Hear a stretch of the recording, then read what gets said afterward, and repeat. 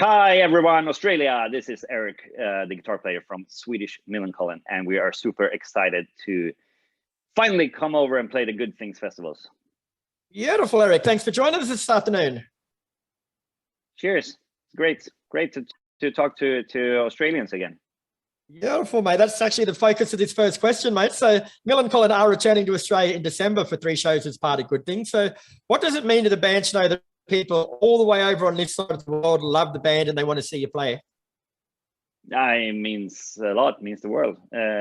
We've been coming back to Australia. First time in Australia was '95, I think, and we've been coming over every second or every year since.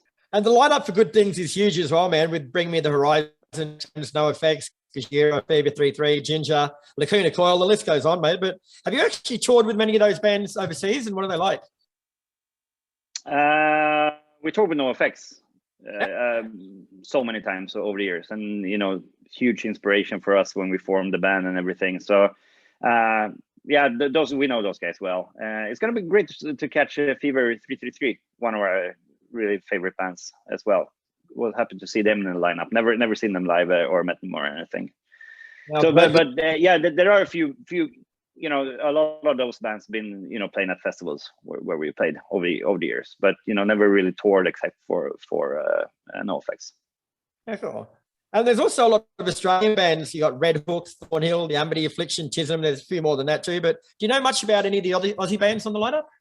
No, not super much in this lineup. I heard their names, but not super familiar. Yeah. Do you ever at things like this, when you go to festivals overseas, do you actually make a point of checking out the local bands, you reference when you come over to maybe supports, stuff like that? Sometimes it's just so hard with our schedule with flying in, flying out, and catching some hours of sleep at the hotel. Our crew going to the festival, ringing everything. So we're usually coming in to the festivals, doing interviews, and then getting half an hour before the show, and then you do the show, and afterwards you maybe drink beer and check out some bands that are playing right after us. Yeah. But then it's usually heading back to the hotel because you got a flight 6 o'clock in the morning and you have to be there 3 a.m. these days because everybody seems to be flying in Europe these days. It's chaos at the airports. They say the life of a rock person is glamorous, mate. That doesn't sound too glamorous to me.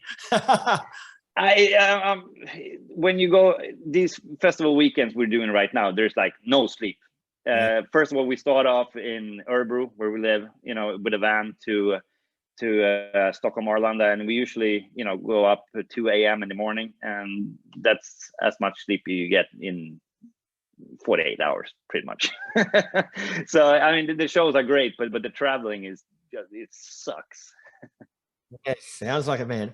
And Good Things is held in Melbourne, Sydney, and Brisbane over 3 days from December the 2 to December 4.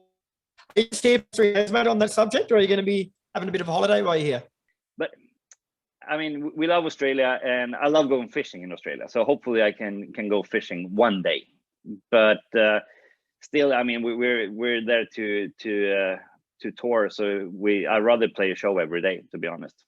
Reading through the press release, mate, I'm not sure if you've seen this or not, but the press release, the Good Thing says, and I quote here, "It wouldn't be a proper party without the inclusion of some other punk favorites with appearances locked in from Swedish troublemakers Millencolin." Now, what do you think you guys have ever deserved the tag troublemakers?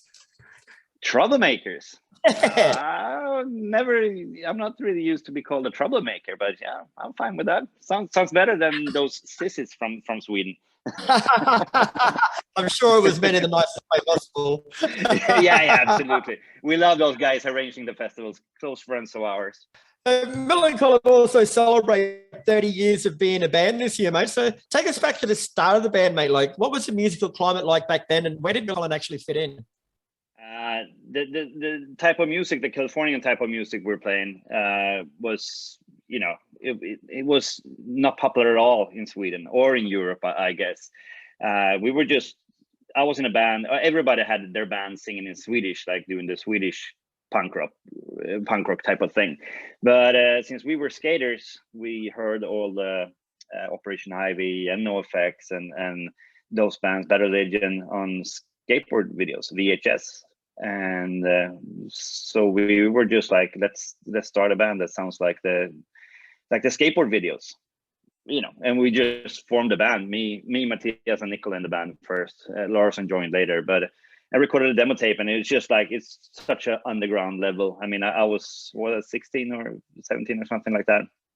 I mean, we were just kids, but we had this big underground. I did the fan scene at the time, and so we had like a big underground network already with our previous bands. So when we formed this band, we got, you know, reviews of our demo tapes, blah blah blah blah, and then Burning Heart Records picked us up. Which Burning Heart at that point, they just released Refused and another band.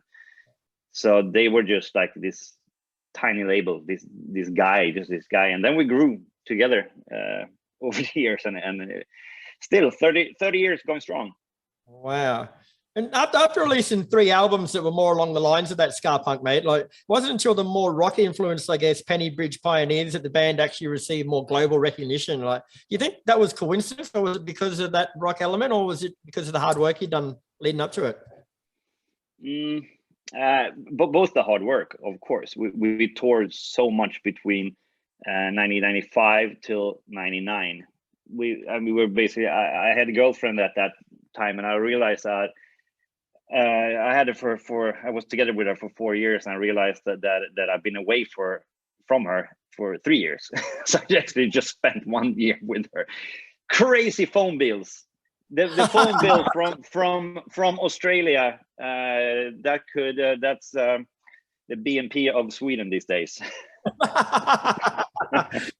So yeah, we did a lot of touring back then, but then also we felt like those 3 first albums, we were like really influenced by the existing Epitaph sound, and we felt like we were maybe not doing really our own sound. So what we grew into, we were listening a little bit more to rock stuff at that point. So we felt like, let's do something that feels exactly like us, more than trying to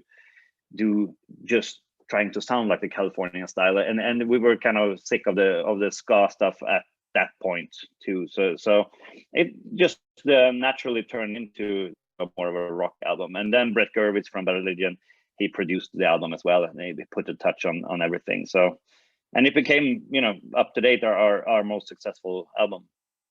Gold album in Australia, for example. Yeah, well done. And you guys still have the same members, mate, from when you started. Like, there's got to be some sort of record, mate, 30 years and no one's dead. Yeah. It's super important for us to be the 4 of us, and we share everything equally, 25% each of everything, and we all have different, you know, we have our positions in the band, and everybody are, you know, putting in as much time into the band and everything around the band. So if we're brothers, and we are partners in this company. I think that's important too, the fact that it is a 25% split each. Like, that stops that he gets more than me sort of thing coming into it. That's definitely. I think that's splitting up a lot of bands. You know, if you got one guy who's the star writing all the songs, and just, you know, having random guys playing his stuff, and he's keeping most of the royalties, who's gonna want to be with that guy for 30 years and stuff. So that's a hard nut to crack, but since we done everything together, it's just natural for us. Yeah, it makes sense. And your last album, SOS, came out back in 2019, mate. So you're far into the next one? When the pandemic hit, we were right in the middle of that tour. We had like 1 year booked ahead. Like this festival, for example, we were just about to announce it that year. So we kind of just been waiting out the restrictions and the pandemic to just, and luckily all these shows have been just, you know, moved forward and forward and forward. So we knew that we're still gonna have 1 year of touring, and it just felt weird to start over again with a new album, because we weren't really done with this. But that now it you know, we have this 30-year anniversary thing. So we are doing a set with old stuff which we haven't really played live before, and mixed with the new stuff from SOS. So it will be a mixture, but it's a really good set. And then we got some new stuff, new ideas, but we'll see how and when we will record that. Beautiful. Erik, mate, that's all I've got for you. Millencolin will be here on December 2, 3, and 4 for the Good Things Festival, mate. So rock your way around Australia. Nice. Can't wait.